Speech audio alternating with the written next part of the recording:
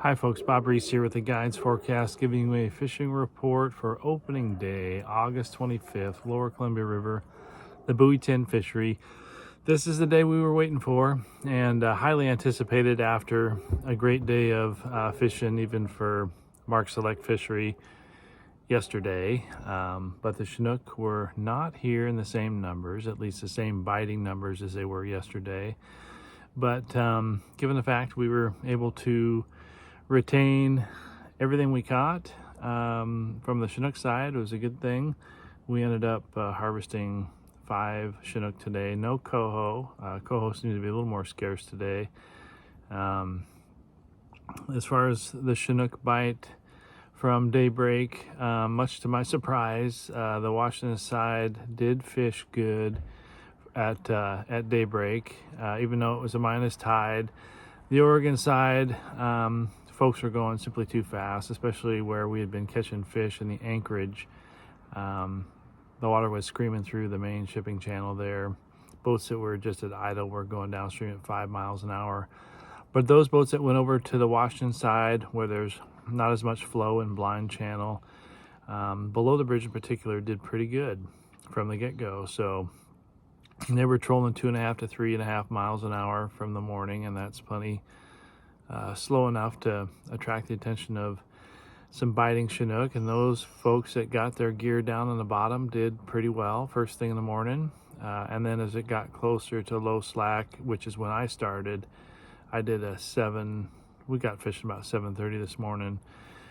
We got down to Wing Jetty 5 near Chinook and put them in, and had a handful of bites. We got one Chinook that we kept fairly early in the morning, but that low slack end of tide and the first part of incoming tide bite was not productive, as it has been for a good part of the season down in the lower river along Wing Jetty 5, along Wing Jetty 1, at Buoy 11, at Buoy 10.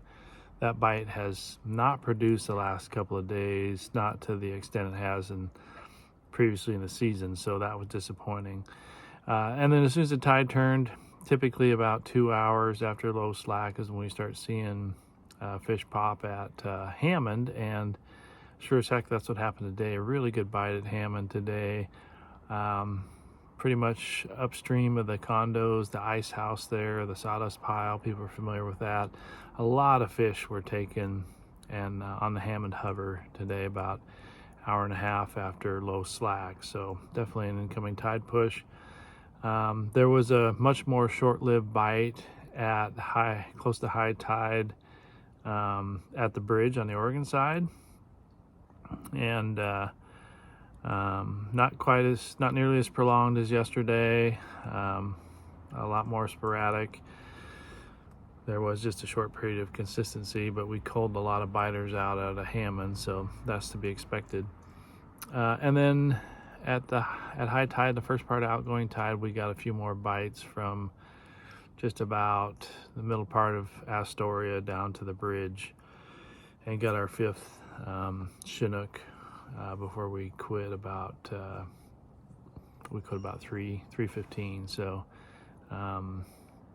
I heard yesterday that there was a decent bite over on the Washington side. I think everybody had been focusing mostly on the Oregon side, but yesterday, I don't know how it went today, but yesterday there was a good bite at high tide at the bridge. And then the first part of outgoing produced apparently really good results in upper blind channel, which there weren't many people fishing up there. So something to explore if you're fishing late in the afternoon. And again, I've taken off my spin fish. It was getting bit every day, but not as frequently as when I was running 3 spin fish, and I'm running all spinner rigs. I ran a naked herring quite a bit today, and we only got a few bites on the naked bait there. So it's definitely a spinner and chunk bait program, and for whatever reason, it seems like some of the shallower rods at 22 to 24, 26 strips were getting bit a little more than our deep rods for a change today. So I don't know if that was just a fluke.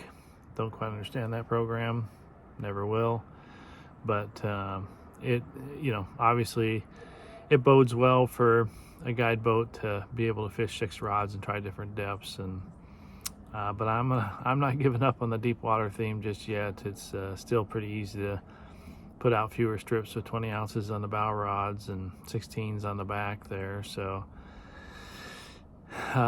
it does look like, talking to the fishery managers, that we should get through the Labor Day weekend. The fishery, as it's modeled, is pretty close to what managers had hoped for. Not sure that we'll make it to the 7th, but the managers were fairly confident we'll make it through Labor Day weekend. But it's about the effort and obviously the catch rates. And I'm gonna step out here and say that this run 2 is under predicted. Not really ready to put a target on what I think the Chinook prediction was, but it's definitely going to be higher than the just shy of 500,000. I think there's around 470,000 fall Chinook coming back. It's definitely going to be better than that. So hopefully that means more time for us on the water and less impacts to the sensitive stocks of fish. But yeah, I'm gonna put together a forecast here, so check that out. But a lot of folks are asking about the Middle River too, and still a lot of guides fishing down here in the estuary. But I've heard 2 different reports, one from around Camas, a boat that fished up there a couple of days ago, only had a hold of 1 fish. There's clearly a lot of fish in the river in that reach. Those folks that know that fishery know how volatile it is. It can produce really well one day and just fall flat on its face the next day, even though conditions haven't changed all that much. So one report from Camas is not producing good results, and another one from a couple days ago in the Kalama area, one avid angler had a hold of seven fish up there doing the pro troll thing. So definitely that was at the mouth of the Cowlitz actually. So if that's the fishery you're comfortable fishing and have confidence in fishing, then that's where you should be putting your time. Although I haven't checked dam counts recently, we are in peak passage time, so those fish are going to be ripping through. Water temperatures are probably a little less warm than they were last year at this time, so those fisheries are viable.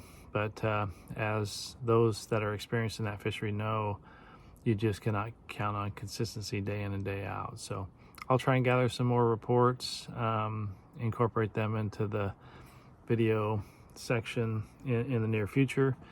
Apologize, there's not a lot of guides participating in those fisheries just yet, so we don't have the information, all the information that we hope to get in the coming days. So stay tuned for the forecast, and thanks so much for being subscribers of the Guides Forecast.